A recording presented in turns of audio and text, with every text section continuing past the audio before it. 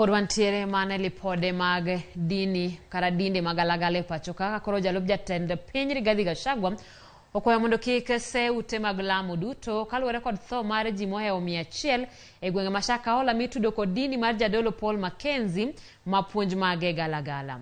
Bende olero ni thoth kanisni beyo ma ok onego kum kanisni duto kaluwore kod jadolo mochiwo puonj mag dini ma obam. It's just like the case that is happening in Kilifi. Like any other segment of society, even the church has some wrong people. But we cannot condemn the entire church because of the activities of 2 or 3 pastors. Just like we have a few police officers who are rotten, a few prosecutors who are rotten, a few pastors who are rotten, a few politicians who are rotten.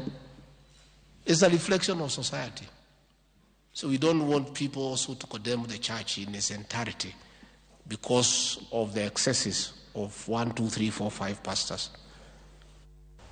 Minor jalup jatend piny Dorcas Gachagua owacho ni